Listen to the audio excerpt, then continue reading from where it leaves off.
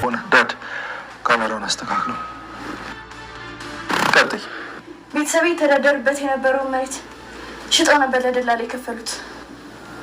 ልጄ ትለወጣለች በሚል ተስፋ ነበር ገንዘባቸውን ሁሉ ለደላላ የሰጡት። ደላሎቹ ግን ከነነፍስ ይሸጡኝ።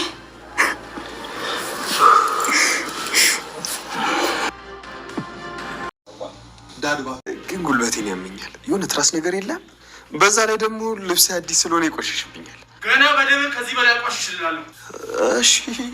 እሺ እንበረከካለሁ። የቱ ጋር ልንበርከክልህ? እዚህ ጋር ይሻላል ወይስ ላይ ልንበርከክ? እዛ ጋር ይሻላል እንዴ? ባለበት ብቻ ተንበርከክ። እኔ እኮ ልብሴ ባይቆሽሽ እንበረከክ ነበር። ሰማኛለህ አባዬ? እንዳትሰማው እሺ። ሰውዬ ዝም ብለህ ተኩስ። አባትና ልጅ ለሳትኩስ ቶሎ ብለህ መስፈራንጫል። ሰማኛለህ? አንተ ማንም ልትሆን ትችላለህ፣ ግን ደግሞ በኩራትና በድፍረት የምነግርህ ነገር ከቤተሰቦቼ በፍጹም አትወጣም። እንደማልወጣ አሳያለሁ። እናቱ ለይኩን ያሰቡትን እቅድ አሳኩ። ልጅቷን የታገተችውን ልጅ አስለቅቀዋት መጥተዋል። በጣም ደስ ይላል። አቶ ተፈራ ቤት በካርታው ከቤቱ ውስጥ በመግባት አጋቾችንም በመደብደብ ልጅቷንም አላቀው ወደ ቤት አምጥተዋታል። የአምራን ሰርግም ለመቆየት ወሰኑ። ምክንያቱም አሁን አቶ ለይኩን ትልቅ ጦርነት ውስጥ ተጋጥመዋል፣ ቤተሰቡ በሙሉ። ይሄን ጦርነት ደግሞ እኔም መቀላቀል አለብኝ በማለት አምራን ወደ ውሳኔ አምርታለች። ዶክተር ፋኒኤልን በማስፈቀድ ጦርነቱ አብሬ መግባት አለብኝ፣ ለእኔ ሰርግ እነሱ ሰላም ያልሆኑበት ሰርግ ለእኔ ምኔ ነው ቤተሰቦቼ፣ ስለዚህ ይቅር ስትለው እናቴስ ምንድን ልትል ነው? አገሩን ሁሉ እኮ ጠርታ ሰርጉን እያዘጋጀች ነው በማለት ነበረ ዶክተር ፋኒ ነገራት። በዚህም የተነሳ በፍጹም ተስማማ ብላ ችግሩን ሁሉ አዋየችው። እሺ በማለት ዶክተር ፋኒም ተቀብሏታል። ይህንን በመቀበል ሰውየውን ያየችው አምራን ተከትላ የሚጠጣበት ቦታ ልታማልለው ቆንጆ ሆና ከፊቱ ግጭ ስትል ልቡን ጥብስ አደረገችው። ሰላም ጤና ይስጥልን ውድና የተከበራችሁ የቻናሌ ቤተሰቦች እንኳን ወደ ቻናል በሰላም መጣችሁ። ኑሃሚን የተሰኘው ክፍል 156 ተለቀቀ። በባለፈው ፓርት ለማስታወስ ያክል አቶ ለይኩንን ትተውት ሊሄዱ በእጃቸው ስለነበረ ሪስፔክተር ዳዊት የቤቱን ካርታና ሁሉን ነገር ስለያዙ ሰጥቷቸው ስለነበረ ወደ ቤቱ ለመሄድ ለቤት እንኳን እሱ መቅረት አለበት፣ እኛ ሶስታችን መሄድ አለብን፣ ስለዚህ ለይኩን መቅረት አለበት ብለው ነበረ ትተው ሲወጡ። አቶ ለይኩንም ዝግጅቴን ጨርሻለሁ ብሎ ገጭ ሲልባቸው ድንግጥ ያሉት እንዴት አባዬ መጣ ሲሉትም እኔ ማነኝ እናንተን ለሞት ሰጥቼ እቤት ቁጭ ብዬ የምጠብቃችሁና እንዴት ነው የሚያስችለኝ? እኔስ አንዱ እንትን አይደለሁ እንደ እናንተን አጋፍጬ መሞትም መሄድም ያለብን ሁላችንም ባንድ ነው በማለት ሴቶችን እንደተኙ ተነስተው ሲወጡ ነበረ። በዚህም ግን ኑሃሚን አውቃለች ወደ ሄዱበት ማለት ነው። እናም በዚህ የተነሳ እየሰማኝ ስለነበረ ኑሃሚን አውቃለሁ ወደ አምራን ያመራቸው ማለት ነው። እነሱም ቀጥታ አሁን ጊዜ ማባከን የለብንም ለድላችን ብለው ወደ ጦር ዘመቻው ቀጠሉ። በዚህም የተነሳ አቶ ለይኩንም ሁላቸውም በመመካከርና መያዝ ያለብን ቦታ በማለት ከመኪናው ውስጥ ገብተው ወደ አቶ ተፈራ ቤት ነበረ ያመሩት። ወደ አቶ ተፈራ ቤት ሲመሩ ቤቱ ሁሉ እንዳለ በሰው ነበር የተከበበው። በዚህም ግብት ሲሉ ሁለቱም ሽጉጥ የያዙ ከቤት ውስጥ ነበሩና ገና ግብት ሲሉ ዳግምን ነበር የያዙት ማለት ነው። ዳግምም እንግዲህ መግቢያው ቪዲዮ ላይ እንዳያችሁት እንዴት ልሆን ልንበርከክ እያለ አቶ ለይኩንም ያው መሳሪያውን የያዘው ሽጉጡን ደግሞ ሲምባ ነበርና ሲምባም ይዟል። ሁላቸውም በዝግጅት ላይ ስለነበሩ አቶ ለይኩን ደግሞ ዱላ ነገር ነው የያዘው፣ ፍልጥ ማለት ነው። ፍልጡን ይዞ እንግዲህ እያስጨነቃቸው የነበረው እባክህ ልጄን እንዳተኩስበት፣ እንዳውም የት ላይ ልንበርከክ የት ላይ ልሆን እያለ እያሾፈበት ነበር። ዳግምም እያረሳሳ፣ ምክንያቱም አቶ ለይኩን ተደብቆ ቤቱንም እየፈተሸ ነው። ተፈራ ግን በሰዓቱ የለም ማለት ነው። ልጆቹ ግን ጠባቂዎቹ ነበሩ። እናም በዚህ የተነሳ አቶ ተፈራ የለም። ሌሎቹ ጠባቂዎች ቢኖሩም ሲምባ ጀግና ናቸው ሁላቸውም። እንደዚህ ሲያደርግ አቶ ለይኩን መጥቶ ከኋላ ጭንቅላቱን ነው ያለው ማለት ነው። የዚህ ጊዜ እዛው ወድቋል ማለት ነው። ሌላኛይቱን ደግሞ እንግዲህ ማህደርን ሊያርዷት ሲሉ ነው የደረሰው። ኩላሊቷን ሊያወጡ ሲሉ እንግዲህ ውጭ እንልካለን እያሉ በሀገር ቤት ኤጀንሲ ነን ተብለው ኤጀንሲ ቢሮ ተብለው ህገ ወጥ የሚልኩት ሰዎች ማለት ነው ወደ አቶ ተፈራ ጋር በገንዘብ እየተሰጠ ኩላሊት እያወጣ ይሸጣል ማለት ነው። እንግዲህ ልጅቷ እንደተናገረችው ቤተሰቦችን ለመርዳት ብዬ ወደ አረብ ሀገር ልሄድ ስለ ኤጀንሲ ይሄ ነው የኤጀንሲው ብሎ ነው የላከኝ፣ ሌሎቹ ጓደኞችም ተወስደዋል በማለት እንግዲህ ያገታት ሰውዬ ደግሞ ወደ ሌላኛው ክላስ ሲገቡ ቶሎ በካርታ ስለሆነ እየተንቀሳቀሱ ያሉት ልቀቃት ሲባል አይ አለቃትም ብሎ አንገቷን ንቅ እንዳደረገ እተኩሰዋለሁ እያለ ነበርና ሲምባም በዚህም ጊዜ ሲምባም አጥምዶበት ነበረ። ሁላቸውም ልቀቅ ሲሉት ግንባሩን ብሎት ነው ልጅቷን አስለቅቆ ይዟት የመጣው። ሞተ እኮ እያለች ነበርና ማህደር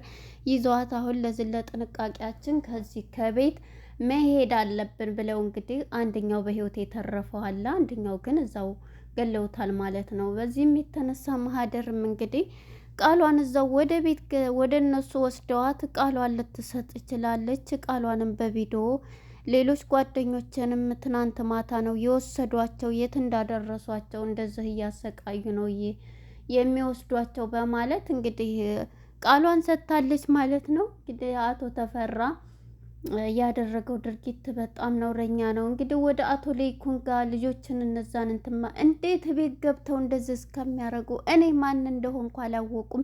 እኔ ተፈራ ማለት እኮ መንግስት ማለት ነኝ፣ ማንንም አለማወቅ ነው እያለ እየጠጣ ውስኪውን እየተናደደም ይገኛል ማለት ነው። እንግዲህ የሚጮኸውም የሚገላቸውም ጠባቂዎችን ነውና እሱን እንግዲህ አቁሞ ችግር የለም ጋሽ ስጠኝ፣ ብቻ እድሉን ስጠኝ፣ እኔ ከነ ቤተሰቦቹ ጨርሰዋለሁ። ከጨረስክ አንተ ያደረክ ታረክ ምንድን ነው ያለው? ተኩላዬ ትሆናለህ አለው። ሁሉንም ከጨረስክ ደግሞ አንበሳዬ ተብለህ ትሸለማለህ እያለው ችግር የለውም ብቻ እንትን በለኝ ስጠኝ፣ ሁሉንም ነገር እኔ ያደርገዋለሁኝ፣ እጨርሳቸዋለሁ ቤተሰቦቹን በማለት እንግዲህ ይሄንን ሲለው ነበረ ማለት ነው። በመጨረሻ እንግዲህ ምንድን ነው ያደረገው? ቤተሰቦችን በሙሉ መጀመሪያ ልጆችን፣ ከዛ በኋላ ደግሞ እነሱን ታሰቃየና እንገላቸዋለን፣ አንድ የሚቀር የለም ከማን ጋር እንደተጋጠመ ያለው እሱም ሲል ነበር። ተፈራ እንግዲህ ቀጥታ አቶ ለይኩንም ስልክ ነበረው፣ በአንድ ቤተሰቡ ተሰብስቧል። ወደ ኑሃሜና ወደ አምራን ስንመጣ ሁለቱ እያወሩ የሚስጥር እያወራቻት ደግሞ ኑሃሜን ናት ማለት ነውና ጠርታ እንግዲህ ናሆምንም ስትነግረው ነበረ። ኑሃሜን አምራን ማለት ነው። ይሄ እኮ ምንም እናንተን የሚያስጨንቅ የለም፣ እኛ እንፈተዋለን፣ እንጨርሰዋለን እያላት ነበርና በፍጹም እናንተ እንደዚህ ሁናቸው እኔ የምትግሉ መቀላቀል አለብኝ በማለት እንግዲህ አምራንም ወስናለች። ባላት ነገር በቃ ሰውነቴን እንትን ብዬ ወደሱ ቀርብና በዛ እንግዲህ በሚጠጣበት ላይ የሆነ ነገር አድርጌ አደርገዋለሁ በማለት እንግዲህ አስባለች ማለት ነው። በመጨረሻ ምንድን ነው ያደረገችው? አምራን ያንን ውሳኔ መጀመሪያ ወደ አቶ ለይኩን ጋር ነበረ ተፈራ የደወለው። ከማን ጋር ማነህ ማን ልበል ሲለው እኔ ተፈራ ነኝ፣ ማን መሆኔን አላወከኝም መሰለኝ ሲለው አውቀሃለሁኝ፣ አልጋ ስር ከመደበቅ ለምን አልወጣህም ነበረ? እኛ ስንመጣ መተን እኮ አልጋው ስር እውነት የተፈራ ቤት መሆኑን አላወቅም ማለት ነው። እንዴት ደፍረህ ራሱ ለደፈርክበት ራሱ እንትን ትላለህ። ለእያንዳንዱ ለዚች ለተናገርካት ቃል እጥፍ ነህ ነው የምትከፍላት የማስከፍልህ ሲለው እሺ እሱ እንጠብቃለን እያለ እንግዲህ እየተነጋገሩ ነበር በስልክ። እሱም እየተናደደ ውስኪውንም እየጠጣ ነበርና ንዴቱን መቆጣጠር አቅቶታል አቶ ተፈራ ማለት ነው። በጣም ንዴትና ስሜት ላይ ይገኛል። ምክንያቱም ቤት ገብቶ ብዙ ሚስጥሮቹ ተወጥቶበታል። እሱ ያደረገው ድርጊት ማንንም እየገደለ ነበርና ኢንስፔክተር ዳዊት ያው ይሄንን መረጃ በመስጠቱ እንግዲህ መሞቱን እነሱ አያውቁም።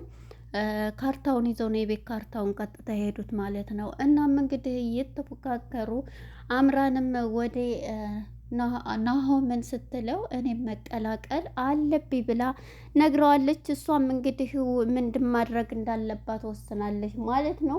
ልጅቷም እንግዲህ ከነሱ ያመለጠችው ልጅ ምስክርነቷን ሰጥታ ምንድን ነው ያለችው? በቃ ካሁን በኋላ ጓደኞችን ሁሉ ብዙ ነገር አድርገዋቸዋል በማለት ተናግራለች ማለት ነው። እናም በዚህ የተነሳ አሁን ላይ ያሉበት ሁኔታ በጣም ጭንቀት ላይ ይገኛል ማለት ነው አቶ ተፈራ። ምክንያቱም ብዙ ነገሮች ናቸው ሊወጡበት የቻሉት ማለት ነው። ይሄ ደግሞ ብዙውን ከታወቀበት በቃ ምንም የሚቀረው የለም። አንተ ማን ስለሆንክ ነው ቢለውም እንግዲህ እሱ ምክንያቱም ከትልልቅ ሰዎች ጋር ባለሀብቶች ጋር ነው የሚሰራውና እንዴት ይሄ ይደረጋል እያሉ ሁላቸውም በድንጋጤ ይገኛሉ። እንግዲህ አሁን ላይ ይሄ ነገር ተጋጥመነዋል። እናንተ በቃ ወይዘሮ ዝኑ እንግዲህ ሊዋሿትን ቢሞክሩ ልትዋሽ አልቻለችም። ምክንያቱም ዝኑ የት ሄዳችሁ ነው ብትባል አባዬ እኮ ሊያዝናናኝ ይዞኝ ሄዶ እያለ ዳግምም ሲዋሽ ሁላችሁም በውሸት ነው እንደዚህ የምትሉኝ በማለት ስራ ይዘን ነው ሁላችሁም ስልካችሁን ቢዚ አድርጋችሁ እያለች ነበርና ዝኑ ማለት ነው። በመጨረሻ እንግዲህ ያደረጉት ድርጊት በዚህ ላይ ዋጋ አግኝቷል ማለት ነው። ምንም ሳይሆኑ ከቤት ወጥተዋል፣ እነሱ አሸንፈዋል። ያው ግን ትግሉ ገና ተዘጋጅ እያለ ነው ማለት ነው። ተፈራው ብዙ ሰዎችን ነው እንትን ያሉት ማለት ነው ከሱ ጋር የሚሰሩት እና ቢሆንም እንግዲህ አሁን ደግሞ አምራን ምን ማድረግ አለብኝ ብላ ወስና መጀመሪያ ከዶክተር ፋኒ ጋር ተስማምታለች። ሰርጉም ወደ ኋላ እንዲቀርና ቤተሰቡ እንትን እንድል ነው እንድረጋጋ መጀመሪያ የጦርነት ነው ብላ ሁሉንም ስታስረዳው እንዴት በኢትዮጵያ ይሄ ነገር ሁሉ አለ እያለ ዶክተር ፋኒ የሚሆነው ሁሉ ስታስረዳው እማዬ አሁን እኮ ሰርጉን እየደገሰኝ ነው፣ ስለዚህ እሺ ትላለች ብለሽ ነው እያለ እንግዲህ ብትልም ያው አሁኑ እንድታቆም ንገራት በማለት እኔ እኮ ፈራኋት በማለት እንግዲህ እናቱን እየፈራ ይገኛል። እንዴት ነው እኔ ሀገር ሁሉ ጠርቼ እያለ ታብዳለች ማለት ነው። በመጨረሻ እንግዲህ አምራን ወደ ተፈራ የሚጠጣበት ቡና ቤት ነበር የሄደው ማለት ነው። እሷም እንግዲህ ፏ ብላ ገና ሲያያት እሷም እየተያዩ ነበርና ያው የነሱ ቤተሰብ መሆኗን ስለማያውቅ እሷ ግን አውቀዋለች አቶ ተፈራን ማለት ነው። እንግዲህ በውበቷ አማላው የሆነ ነገር እንደምታደርገው ነው የሚታየኝ ማለት ነው። እንግዲህ አምራን ወስናለች ወደሱ። እዚህ ላይ ነበር አፍጦ እያያት እሷም አይኑን እያየች እሷ ያዘዘችውን መጠጥ እንደገና ለእኔም እንደሷ ካል አምጣልኝ በማለት ተናግሯል ማለት ነው። አቶ ተፈራ አሁን ላይ ያለበት ሁኔታ ንዴትም ውስጥ ጭንቀትም ውስጥ ይገኛል። እና ለይኩን የመጨረሻ አሸናፊዎቹ ይሆናሉ ብለን እናስባለን። ምክንያቱም አሁን ላይ ጦርነቱ ተጀምሯል፣ ግን የሚያሸንፉት እውነትን የያዘ ነው ማለት ነው። ልጅቱን አስለቅቀው እንግዲህ ሌሎቹ እንትን ቢሉም የችኛዋን ማህደርን አስለቅቀዋት መጥተዋል ማለት ነው። ጀግና ናቸው። ለይኩንም ሁላቸውም በጣም ጎበዞች ናቸው ማለት ነው። እንግዲህ እነሱ አሸናፊ እየሆኑ ይመስለኛል ማለት ነው። ያው እውነትን የያዘ እስከዛሬ ሲምባ ሲሰቃይ ይከርማል። አሁን ግን ከቤተሰቦቹ ጋር ተቀላቅሎ ብዙዎችን እያደረገ ይገኛል። ለነበረን ቆይታ አመሰግናለሁ። ባይ ባይ።